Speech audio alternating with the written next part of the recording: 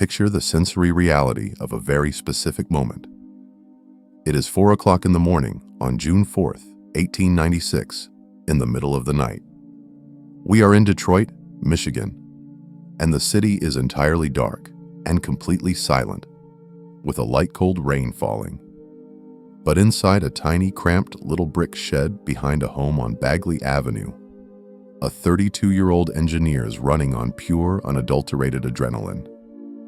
He has just tightened the final bolt on a machine he has been obsessing over, tinkering with, and losing sleep over for more than 2 years. The air in that shed is thick with the sharp, medicinal smell of pure ethanol, because that is what this engine runs on. The machine itself, which he called the quadricycle, is terrifyingly rudimentary. It is a crude metal frame bolted onto 4 heavy-duty bicycle wheels. Sitting right behind the driver's seat is a 2-cylinder combustion engine. There is not even a steering wheel. It is guided by a metal tiller, exactly like one you would use to steer a small sailboat. Exhausted, his hands covered in grease, he is elated because the engine is actually firing. He grabs the tiller and goes to push this heavy contraption out of the shed to take it for a clandestine test drive in the empty streets. But he hits a literal brick wall. He realizes a catastrophic design flaw. The quadricycle is simply too wide and physically will not fit through the wooden door of the brick shed he built it in. It is the blind spot of the obsessed engineer. He had spent thousands of hours micro-focusing on the internal mechanics of a combustion cycle, the gear ratios, and the drive chain, completely ignoring the physical architectural constraints of the room he was standing in. Most men in that situation at 4 in the morning would stop, turn the engine off, go to sleep, and the next day carefully pop the hinges off the door or partially disassemble the vehicle to get it out. He does none of that. He grabs a heavy axe, walks right up to the brick wall of his own shed, and starts violently swinging. He smashes the bricks out of the wall, obliterating the masonry, until there is a jagged hole wide enough to push his creation through. He kicks the rubble out of the way, rolls this quadricycle out into the dark, rainy night, and drives it straight into history, refusing to be delayed by a single sunrise, refusing to disassemble his work. He chooses to physically destroy the structure containing him. This moment is the perfect architectural blueprint for his entire psychology.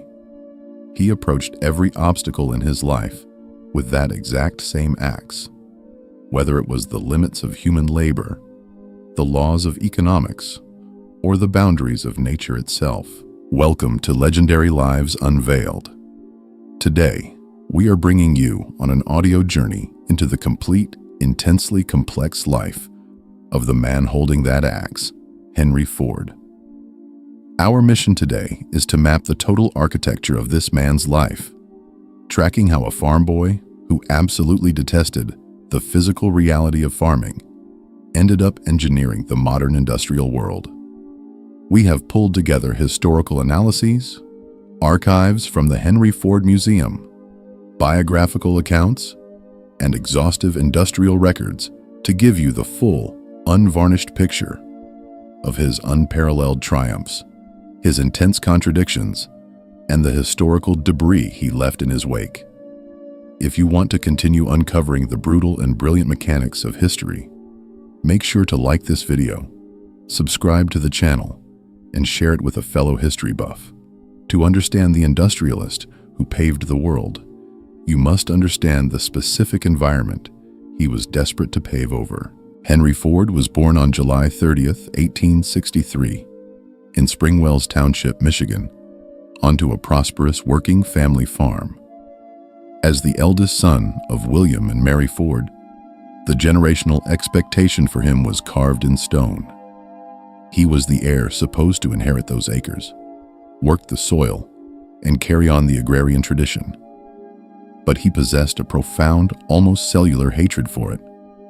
He later said, "I never had any particular love for the farm. It was the mother on the farm I loved." The reality of 19th century farming explains that animosity. It was exhausting and thermodynamically inefficient. A farmer was entirely at the mercy of chaotic variables: the weather, the seasons, the rain, the temperament of draft horses, and the physical degradation of their own joints and muscles.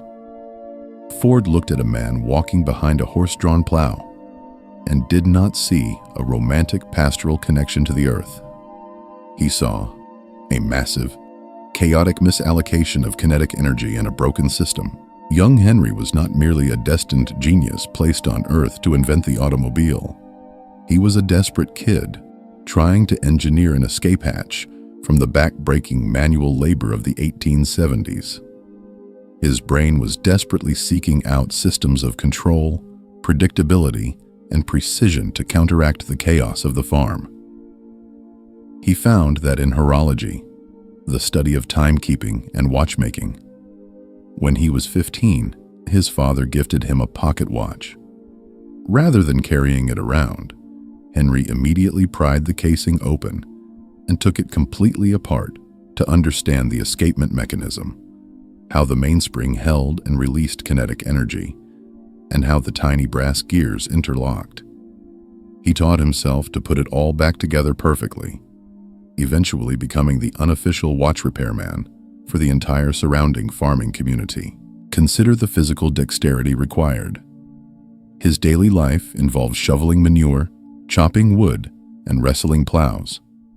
But his hands possessed the micro-precision of a jeweler. By mastering the pocket watch, Ford was fundamentally wiring his neurological pathways for the concept of interchangeable parts. A watch only keeps time if every single microscopic piece is standardized and interacts with the adjacent piece with zero tolerance for error. This mental framework of breaking a complex kinetic system down into its absolute smallest repeatable components would later be projected onto a massive factory floor. The anchor keeping him on the farm snapped when he was 16. His mother, Mary, died suddenly. Without her, the farm was just a landscape of grief and dirt to him. Against his father's very vocal wishes, he packed up, walked away, and headed into Detroit, which in the late 1870s and early 1880s was just beginning to hum with heavy industry. He plunged himself into a crucible to learn the language of metal, taking a job as an apprentice at the James F. Flower & Brothers machine shop. It was loud, dangerous, heavy work. He made $2.50 a week, spending 10 hours a day shaping heavy brass valves with metal files. But room and board in Detroit cost more than his salary. To survive, after his shift ended, he walked to a jeweler shop and sat at a bench for another 6 hours late into the night, cleaning and repairing delicate watch gears under a magnifying loupe just to earn an extra $3 a week. The physical toll of that schedule was immense, but he was internalizing two completely different scales of engineering simultaneously: massive high-pressure industrial brass valves by daylight and micro-calibrated high-precision watch gears by lamplight. Eventually, his obsession tracked with the cutting edge of human technology: electricity. In 1891, he secured a position as a night engineer at the Edison Illuminating Company in Detroit, and by 1893, he was promoted to chief engineer. This gave him a stable salary, and crucially, the flexible hours he needed to focus on his real obsession back in that brick shed on Bagley Avenue. He had worked extensively with external combustion steam engines, which required a massive boiler, tons of heavy water, a constant feed of coal, and a whole train car just for the fuel. But Ford was reading voraciously about new gas engines being developed over in Europe by engineers like Nicholas Otto. He realized that if you do the combustion internally, right inside the cylinder using vaporized fuel, you strip away the massive weight of the boiler and suddenly have a power source light enough to put on a carriage. He didn't order parts.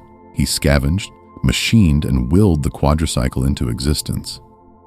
He used a chain drive, similar to a bicycle, to transfer power to the rear wheels. It had 2 forward gears. First gear could reach about 10 miles per hour, and second gear could push it to maybe 20, but it had absolutely no reverse gear. If you drove into a dead end, you had to physically get out and drag the machine backward. It had a massive overheating problem because he hadn't yet engineered a water jacket or radiator system to cool the cylinders. But the fundamental proof of concept worked. This functional prototype gave him the audacity to step onto a larger stage. In August of 1896, he traveled to New York for a convention of Edison Illuminating Company executives. At a banquet, he secured an audience with his idol, Thomas Edison, the undisputed titan of American invention, who was basically Zeus on Mount Olympus. Ford sketched out his concept for a gas-powered internal combustion automobile. Edison looked at the sketches, slammed his fist down on the table, and shouted, "That's the thing! Keep at it!" For a 32-year-old self-taught engineer, receiving that explicit validation from Thomas Edison was akin to receiving a holy mandate. It was the psychological catalyst he needed to permanently transition his identity. He genuinely believed he was anointed to build an empire. But building that empire was not a straight line, and his first attempt was a spectacular, very public failure. In 1899, riding the momentum of his quadricycle and Edison's blessing, he convinced a group of heavy-hitting investors, including the mayor of Detroit, to form the Detroit Automobile Company, which collapsed almost immediately. Ford was trapped in the mindset of the tinkerer and couldn't stop fiddling.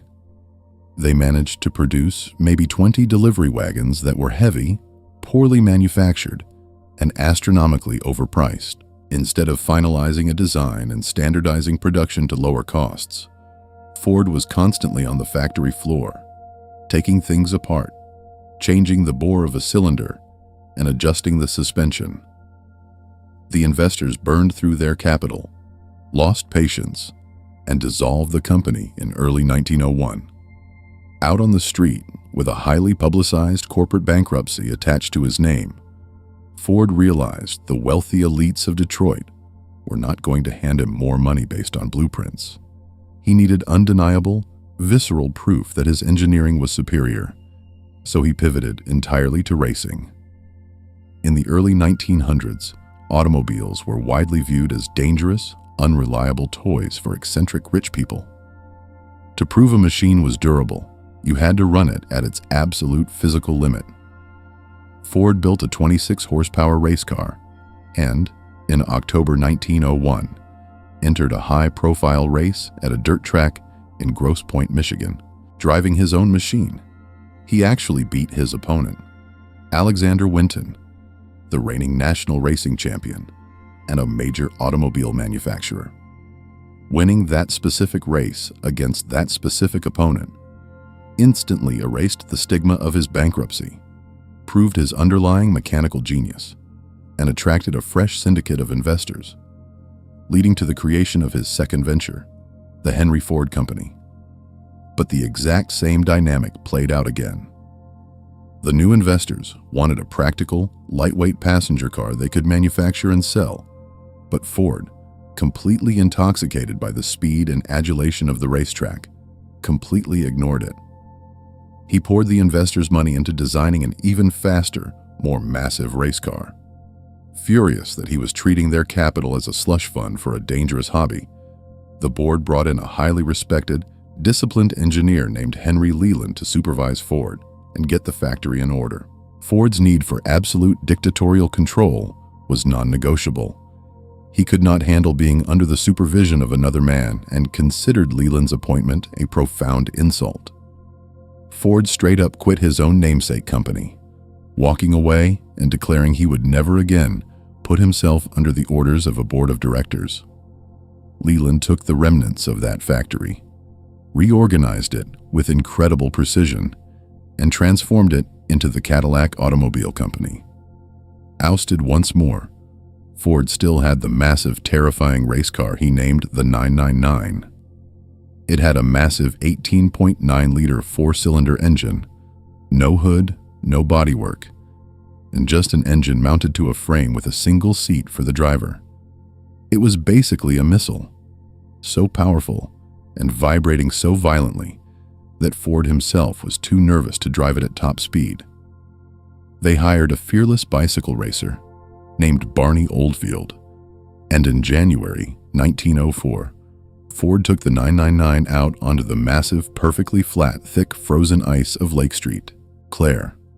There, they set a world land speed record, covering a mile in 39.4 seconds.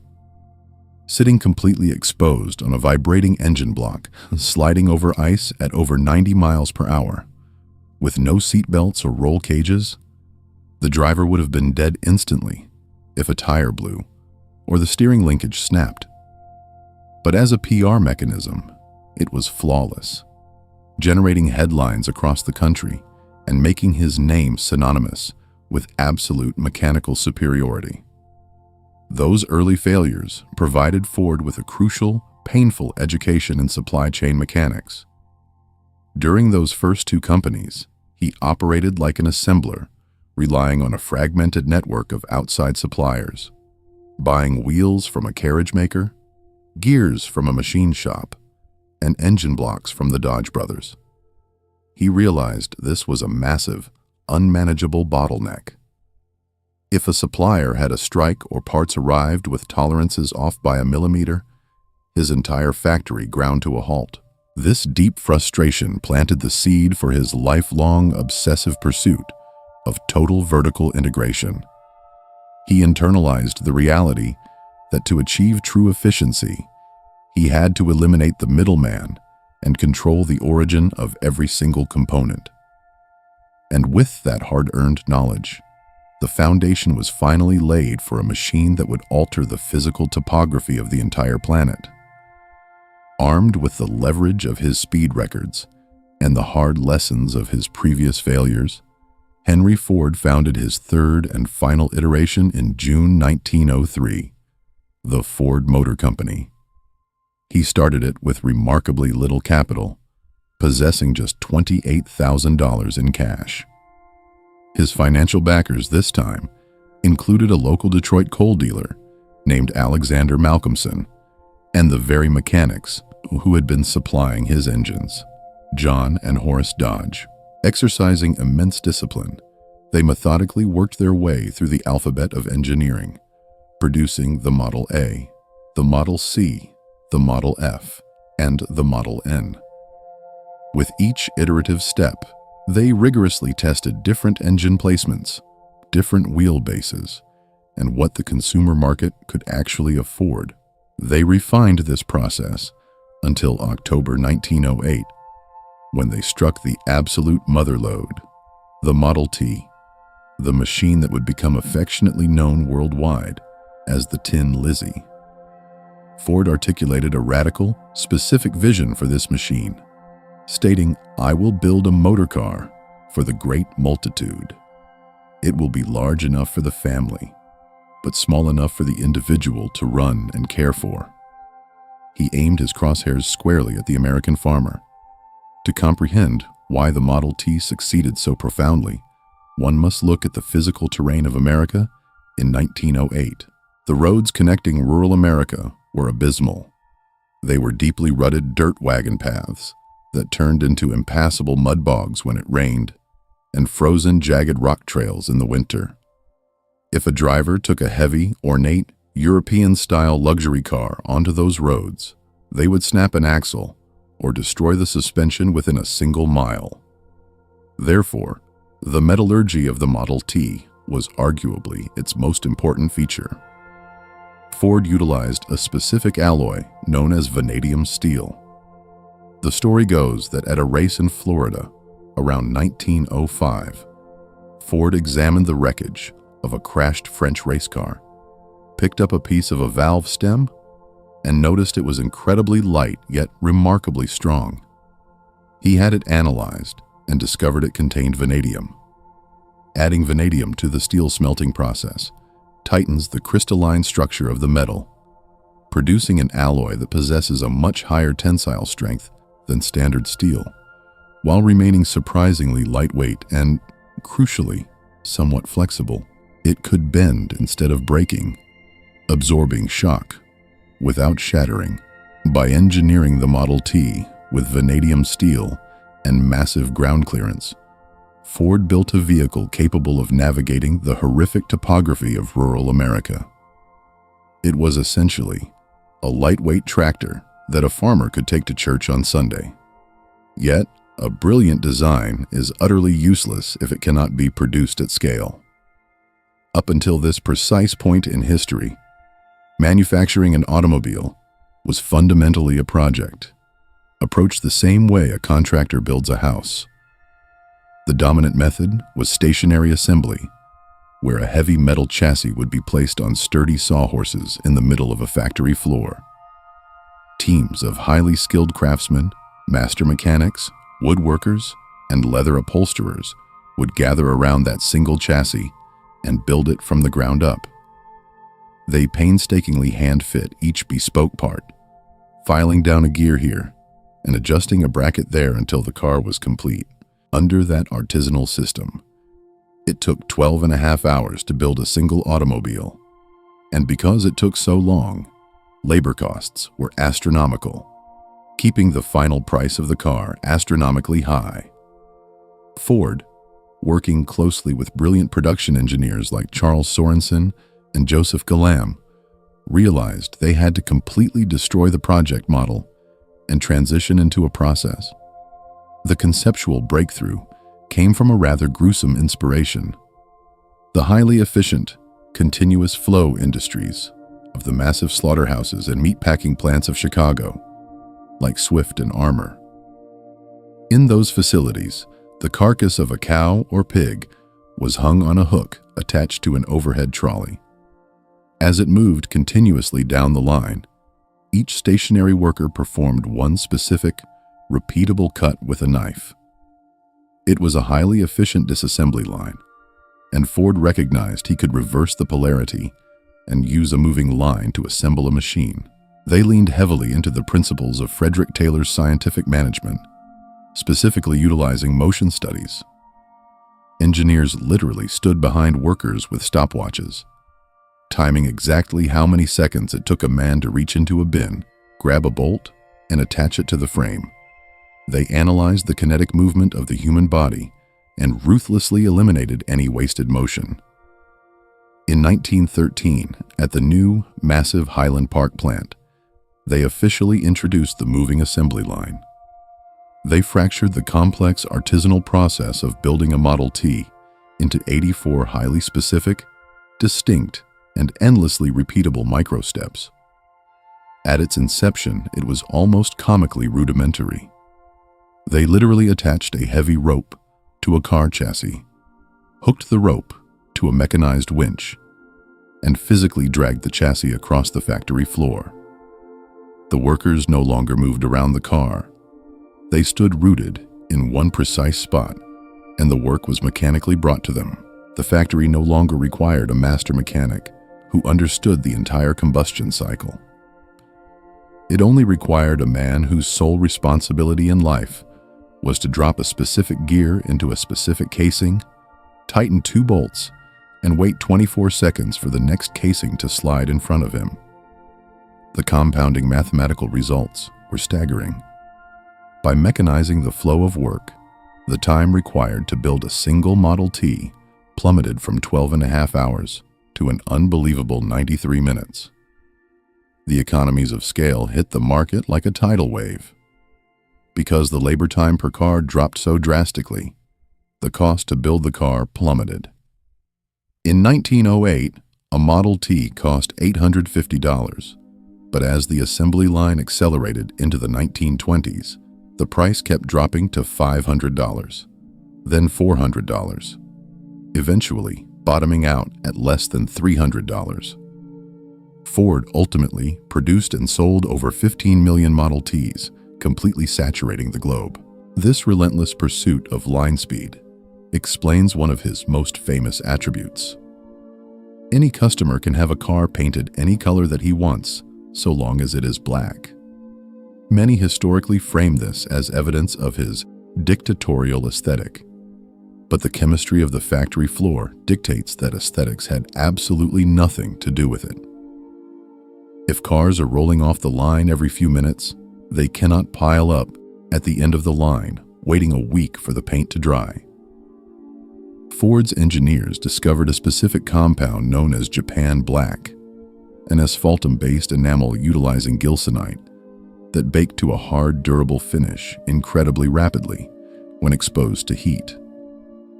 It was literally the only paint available at the time that could cure fast enough to keep pace with the violent velocity of the moving assembly line. Any other color would have caused a catastrophic logistical bottleneck. In the span of a single decade, society witnessed a total paradigm shift. An automobile transitioned from a handcrafted, bespoke luxury item for the ultra-wealthy to an identical, perfectly standardized machine rolling off a line every 24 seconds. Affordable to a dirt-poor farmer in Nebraska, Ford initiated the fundamental architecture of the American century, democratizing geographical mobility and finalizing the template for mass production that would soon be applied to refrigerators, radios, washing machines, and the airplanes that would fight the world wars. However, this breathtaking mechanical efficiency was achieved by extracting a severe, often unbearable toll from the human beings stationed on that line. As the machine achieved perfection, the human was reduced to a biological mechanism. The core tragedy of the assembly line was that it completely de-skilled human labor. Men who previously took immense pride in crafting wood or tuning an engine had their feet bolted to the floor, their entire existence reduced to tightening a single nut thousands of times a shift, paced by the relentless grinding chain of the line. The noise in Highland Park was deafening. The air was thick with oil and metal dust, and the psychological monotony was crushing. A worker couldn't talk, sit, or pause to stretch, or the line would back up. This unbearable reality triggered a massive existential crisis in 1913, hitting Ford with a catastrophic labor turnover rate of 378%. To keep a daily active workforce of about 13,000 men on the factory floor, his human resources department had to process, hire, and train over 50,000 men in a single year. Men would arrive in Detroit, endure the line for 2 or 3 days, realize their minds and bodies were breaking, drop their wrenches, and walk out the door. From an engineering perspective, this turnover rate was a fatal friction point. You cannot maintain continuous flow if the human components of your machine are constantly breaking down or walking away. The constant need to train raw, inexperienced workers slowed line speed and introduced critical errors into the product. Ford recognized that while he had solved the mechanical equation, the biological equation was threatening to bankrupt him. He had to execute something radical to stabilize his workforce. On the morning of January 4, 1914, Ford called a press conference and dropped a thermonuclear bomb on the global industrial establishment. He announced the $5 day. At a time when the prevailing industrial wage across America was roughly $2.34 for a grueling 9-hour shift, Ford more than doubled the pay to a flat $5 and cut the shift down to 8 hours. The reduction to an 8-hour shift was a brilliant piece of logistical engineering. A 9-hour shift creates awkward overlaps, but 8 goes into 24 exactly 3 times, allowing Ford to run 3 separate shifts back to back, operating the massive factory continuously 24 hours a day without ever shutting down the machinery. The public reaction was absolute pandemonium, triggering a modern-day gold rush. Tens of thousands of desperate men flooded into Detroit from across the United States and Europe, fighting for a chance at this unimaginable wealth. In the dead of January, during a brutal sub-zero Michigan winter, the crowd surging against the gates of the Highland Park plant became so massive and desperate that actual riots broke out. Ford's head of security, a ruthless former boxer named Harry Bennett, actually deployed the factory's fire hoses, spraying freezing water onto the crowds in sub-zero temperatures to beat them back. The men were so desperate for the $5 they simply retreated, put on frozen dry clothes, and came right back to the gates. Mythology remembers it as pure, benevolent philanthropy.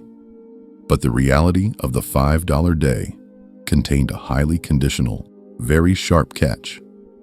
It wasn't actually a flat $5 salary.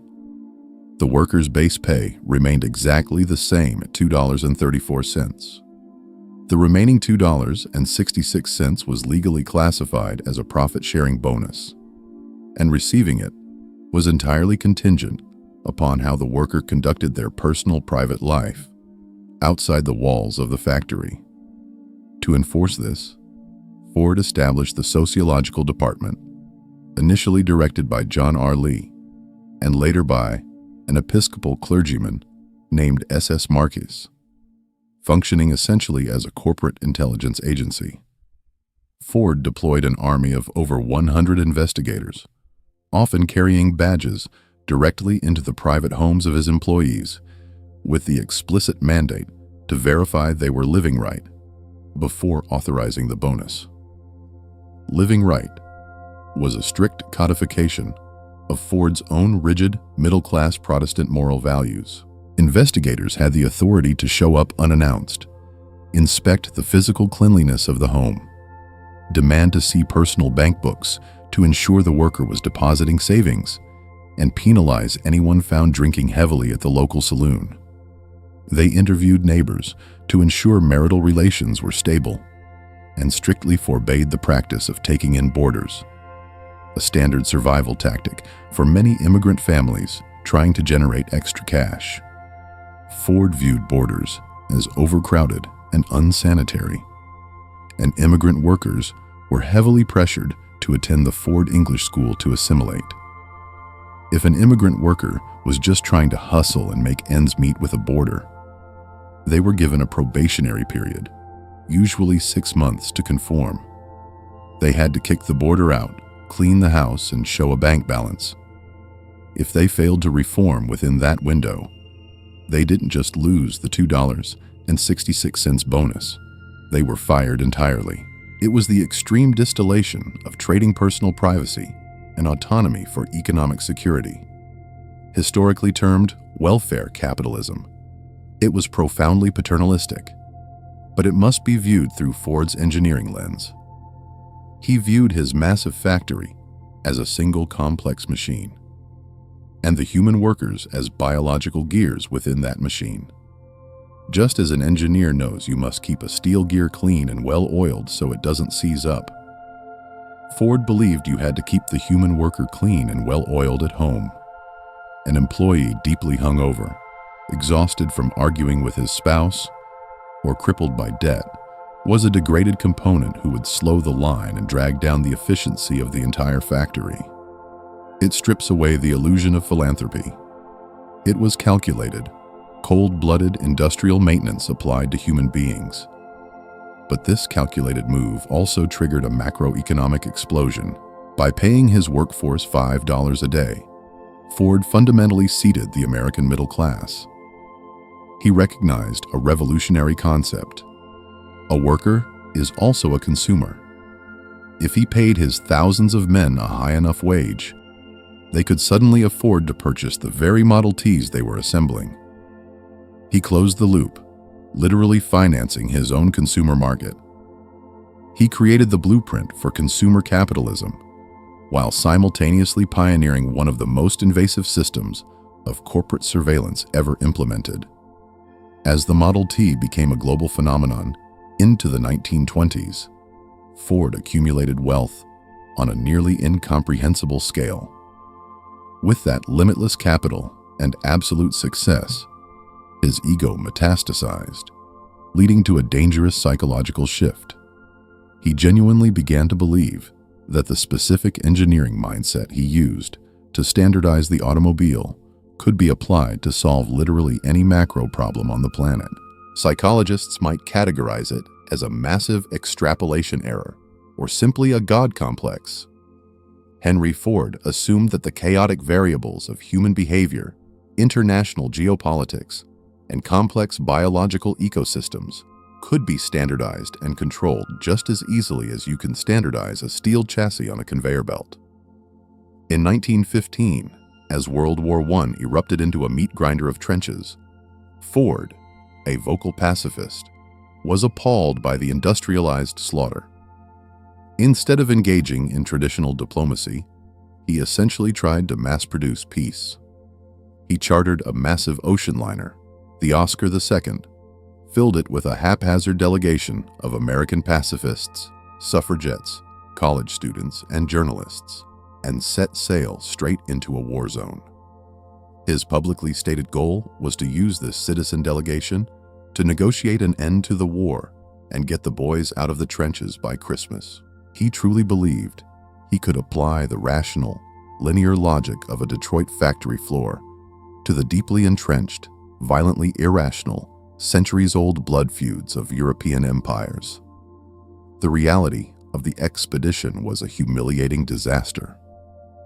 Before the ship was even halfway across the Atlantic, the delegates fractured into bitter, warring factions, fighting incessantly over ideology and strategy. The international press ruthlessly mocked the entire enterprise as a ship of fools.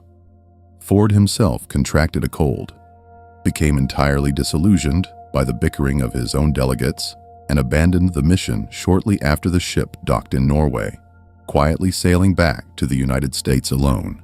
But public humiliation on the geopolitical stage did not slow down his industrial expansion. He decided to conquer the sky. In 1925, he ventured heavily into aviation, introducing the Ford trimotor airplane, nicknamed the Tin Goose because it was built with corrugated metal for strength. He essentially applied the robust mass production principles of the Model T to commercial flight, helping to legitimize and popularize the airline industry. And when he finished with the sky, he attempted to conquer the jungle. In 1927, deeply frustrated by the British and Dutch cartels that controlled the global supply of rubber for his tires, he sought pure vertical integration. He purchased 2.5 million acres of land deep in the Brazilian Amazon basin to build Fordlandia. It was an attempt to impose the rigid geometry and morality of Dearborn, Michigan, directly onto the Amazon rainforest. He built an American industrial town in the jungle, complete with rows of American-style houses with screened-in porches, a hospital, a golf course, and factories. He mandated that the indigenous and local Brazilian workforce adhere strictly to Detroit factory schedules.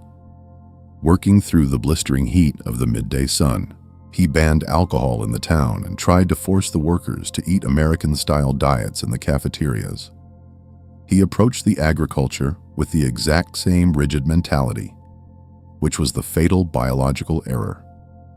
In the wild Amazon, the Hevea brasiliensis rubber tree naturally grows widely dispersed, separated by other flora, a natural distancing that prevents the rapid spread of specialized insects and fungi.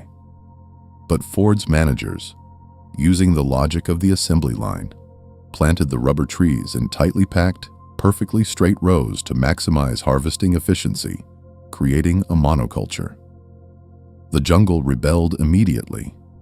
A fungus known as South American leaf blight swept through the tightly packed rows, decimating the crop. Meanwhile, the workers, exhausted by the rigid schedules and terrible food, eventually rioted, smashing the cafeterias.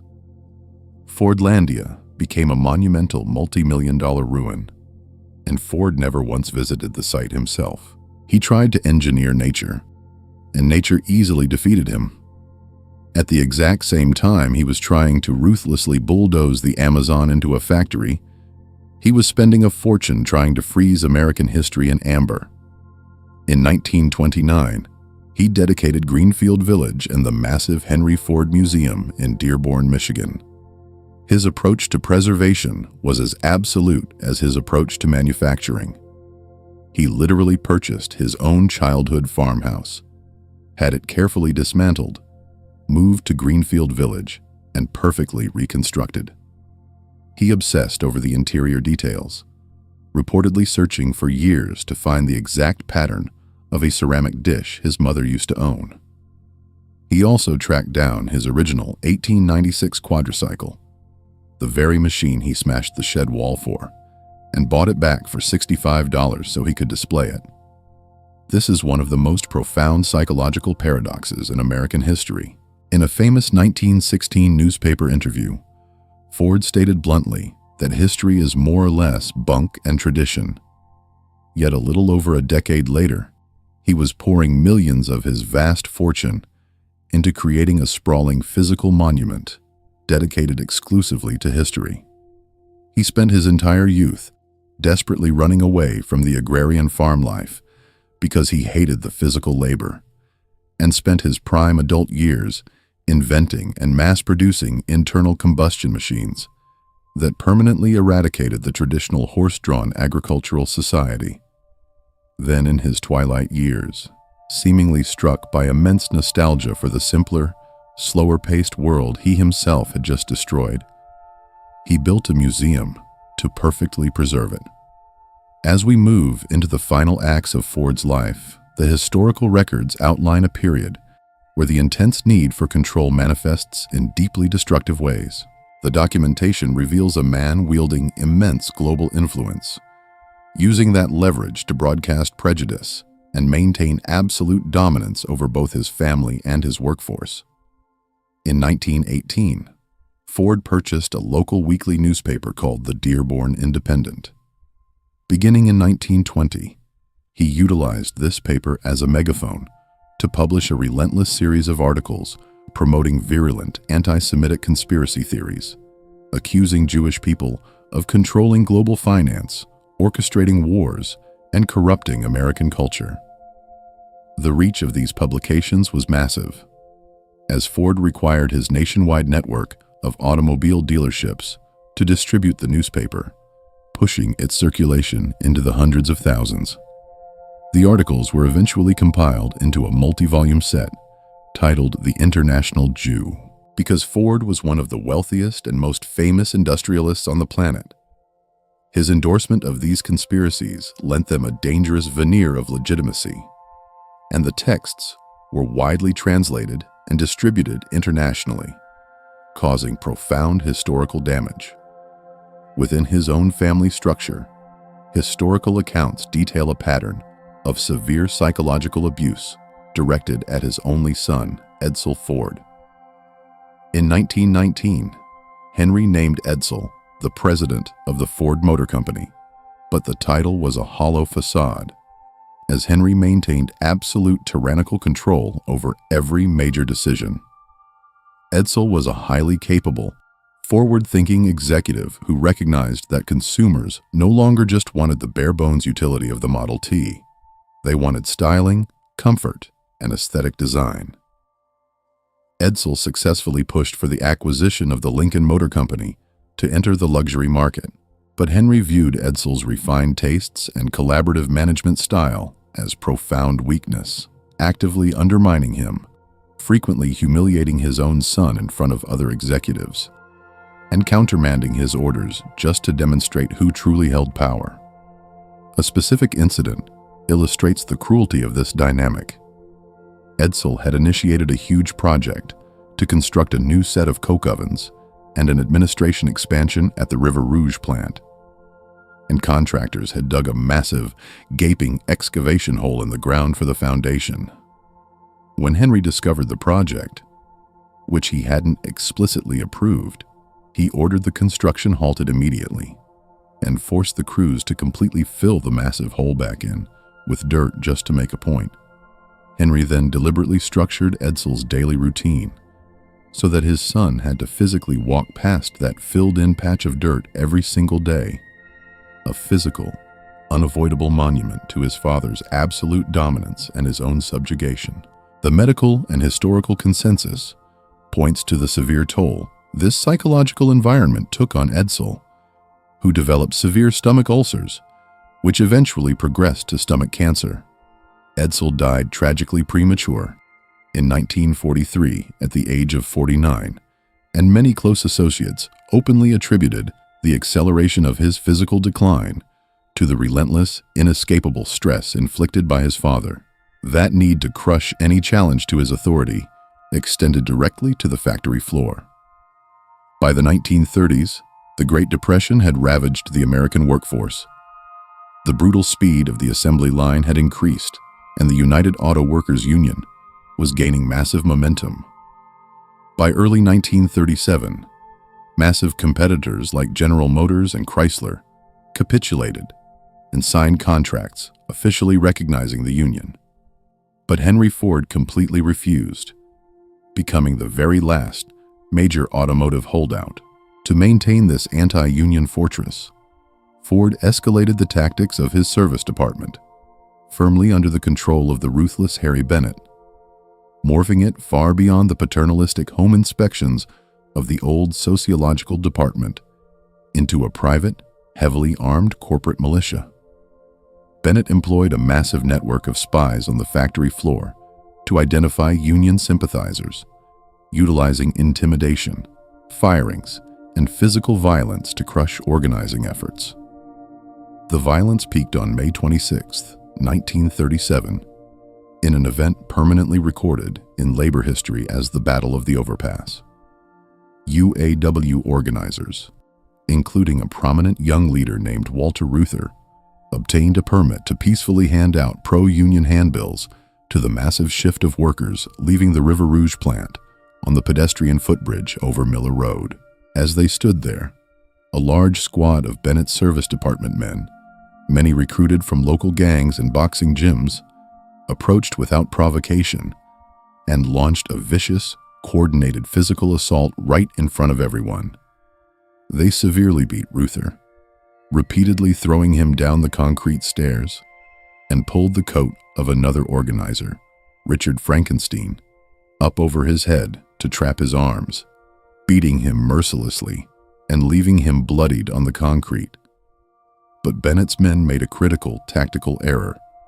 They committed this assault in front of several press photographers, including one from the Detroit News, who managed to hide their photographic plates and escape the scene. The next day, stark images of Ford's hired thugs brutally beating unarmed union men were plastered across newspapers nationwide, causing a massive shift in public opinion against Ford and triggering severe reprimands from the National Labor Relations Board. The pioneer of the $5 day became the architect of the Battle of the Overpass because the $5 day was a top-down mandate. Benevolence dictated entirely on his own terms. A labor union represented a democratic challenge, demanding negotiation and a sharing of power. To Ford, allowing the workers to dictate line speeds was akin to allowing the spark plugs to negotiate the firing order of an engine. He could not biologically tolerate a loss of absolute control. He only finally surrendered and signed a union contract in June of 1941, not just due to federal pressure, but because his wife, Clara Ford, terrified by the escalating riots threatening their family legacy, explicitly threatened to leave him if he did not bring peace to the company. The geographical center of his final years was the River Rouge complex.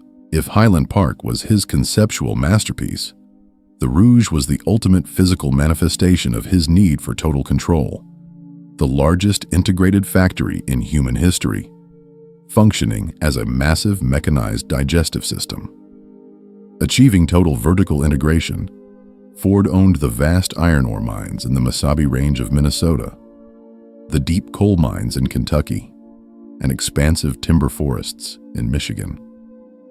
A fleet of Ford-owned freighter ships would dock at the Rouge, dumping raw red iron ore and black coal directly into the mouth of the plant. The blast furnaces would smelt the ore into steel, cast into engine blocks, the sand melted into windshield glass, and perfectly finished automobiles pushed out the other end. Over 100,000 men worked within its gates. It was an industrial city-state. Yet, despite controlling the raw materials, the shipping, and the manufacturing, he was forced to learn he could not control the consumer market. By 1927, the Model T was vastly technologically obsolete, and consumers were flocking to competitors like Chevrolet, who offered smooth shifting transmissions, hydraulic brakes, and stylish colors. In a massive display of stubbornness finally breaking, Ford shut down the River Rouge entirely for 6 months, laying off 60,000 workers to completely retool the massive inflexible machinery to produce the Model A. A painful, multi-million-dollar proof that the market demanded aesthetics and comfort. As the world plunged into World War II, this unparalleled industrial capacity was drafted into the arsenal of democracy. After Edsell's tragic death in 1943, Henry, despite his failing mental faculties, briefly and chaotically resumed control of the company. At the massive Willow Run plant, they applied the relentless logic of the automotive assembly line to aviation, undertaking the production of the B-24 Liberator bomber. A B-24 is a massive 4-engine aircraft containing over 1 million individual parts, but Ford's system eventually achieved the unimaginable, producing one completely finished combat-ready heavy bomber every 55 minutes. But the Titan was finally breaking down.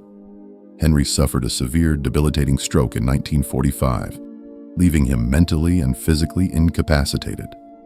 The family and the board intervened, and he officially handed absolute control of the empire over to his 28-year-old grandson, Henry Ford II. Henry Ford passed away on April 7, 1947, at the age of 83. The specific environmental circumstances of the night he died possess a profound, almost cinematic symmetry. A massive spring storm had caused the Rouge River to flood its banks, knocking out all the electricity to his massive palatial estate, Fair Lane. The man who began his career as an engineer for the Edison Illuminating Company, who electrified global industry and literally mass-produced the kinetic energy of the 20th century, left the earth by the flickering silent light of kerosene lamps and candles, dying in the exact same quiet, unmechanized 19th century conditions into which he was born. Henry Ford did not merely invent an automobile company. He drafted the structural blueprint of the modern human experience. Whether you are observing the highly synchronized global supply chains of a modern smartphone factory, navigating the complexities of modern labor rights, or simply expecting complex technology to be affordable for the average consumer, you are operating within the parameters he set. We are all, for better or worse, living inside the physical and economic architecture that Henry Ford built with his axe. Ponder this today. He needed to control the iron in the ground, the rubber in the trees, and the bank accounts, diets, and moral behavior of the human beings working for him. If Henry Ford were a Silicon Valley tech CEO, operating today with access to our modern tools, how would his sociological department function? In an age of massive data harvesting, algorithmic tracking, and continuous digital surveillance, would his methods of enforcing human efficiency look like a dystopian science fiction nightmare of biometric wellness trackers and predictive behavioral scoring? If you look closely at how our data, habits, and attention are monitored and monetized by massive tech monopolies right now, are we already living inside a perfectly optimized modern version of his system? This audio was created by Legendary Lives Unveiled. If you enjoyed unpacking the immense mechanical paradoxes of history with us today, make sure to subscribe to the channel, like this video, and share it with a fellow history buff. Drop a comment below with your thoughts. We want to know, do you view Ford as a brilliant architect of the middle class, a ruthless industrial dictator, or something far more complicated in between? Keep questioning the systems around you. Keep learning, and we will see you on the next journey through history.